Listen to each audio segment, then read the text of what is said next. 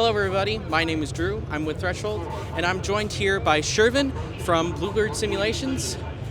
And yeah, how are you liking the expo so far?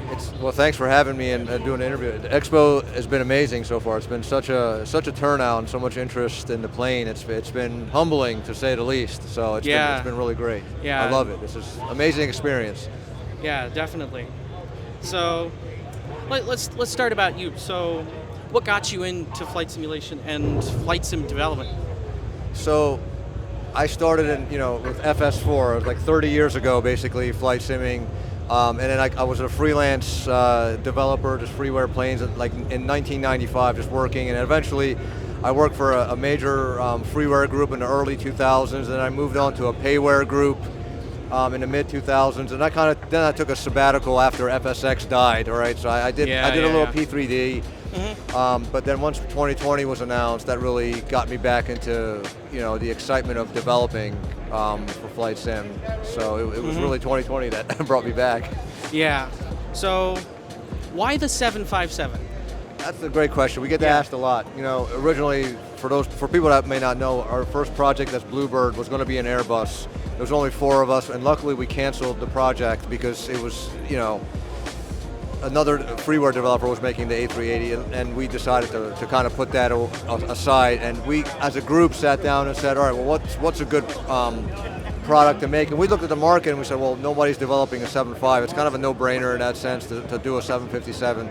And over time, I've really fallen in love with the aircraft. I mean, I'm a fan of all airliners. There's no airliner that I don't like. I love them all, old and new. But the 7.5 is a very unique airplane. Mm-hmm. So. About the 757 project itself and so the development. So what was one of your favorite features to develop in the 7.5?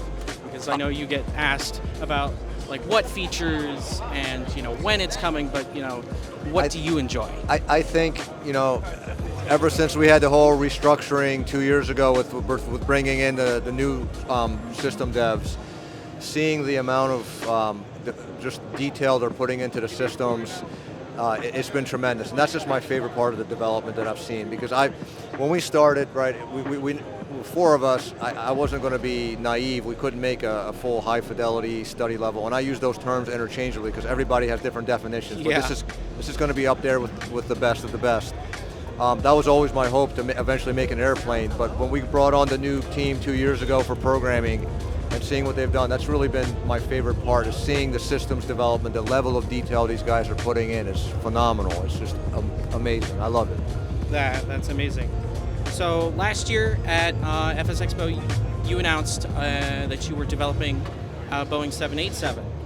So since then, how has development progressed, and can you give us an update on that? So, to be completely upfront, the 787 was probably a premature announcement on my end, and It's in the pipeline for us. But right now, we want to focus on getting the 7.5 out. We've had so much anticipation and interest in the plane. We want to make sure we get that out, and I think we're going to knock it out of the park. From the reaction we've gotten so far today at the expo, and then the 7.6, we're going to do all the variants, the 200, 300, 400 freighter version of the 7.6, and then we can kind of get the whole team and sit down on the 787. There's been some challenges in terms of getting resources and documentation because it's a fairly complex airplane. But So you're one of the first developers of high-fidelity modern Boeing airliners in quite a bit of time.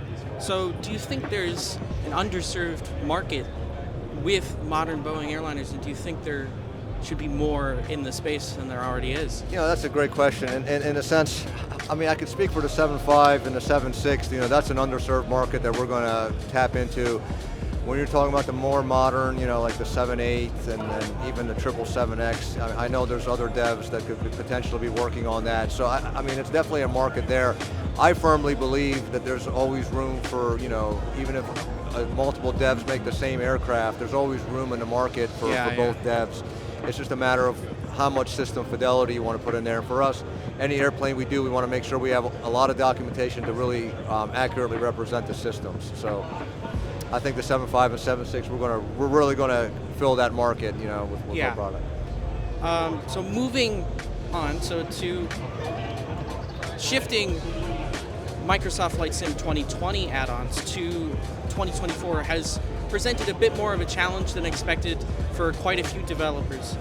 How have you and BlueBird dealt with that situation? So to be completely upfront, I don't have 2024 yet. I'm going to get it in a few weeks. It's been some growing pains, and we could have predicted this a few weeks before the release of 2024 that it was going to be a little rough, and it was. We had initially some of the people on the team that tested out the plane, but there's still,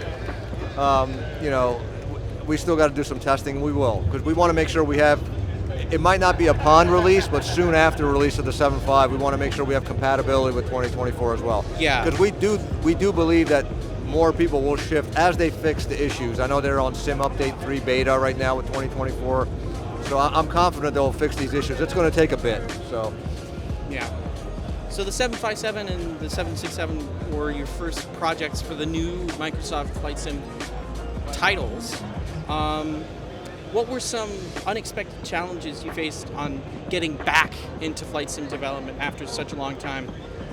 I mean, the biggest thing, of course, is, there was a lot of things that were, even though if you look at FS 2020, some of the core is still based off of FSX, right? It still is some of the very core stuff, but they made a ton of changes building upon that core. So learning the SDK, and kind of learning the quirks, the whole package builder process, virtual file system, things like that, in the beginning, that was kind of our challenges. And then of course, with the coding, kind of learning, with WebAssembly, WASM, and we've come a long way, obviously, since 2 years ago with the WASM and things like that. But the SDK has been helpful, but it only goes so far. So we kind of have to put our heads together on certain issues to figure things out, and we have. And talented team. Yeah, and finally, after release, where do you see the BlueBird 757 going? In the long-term future.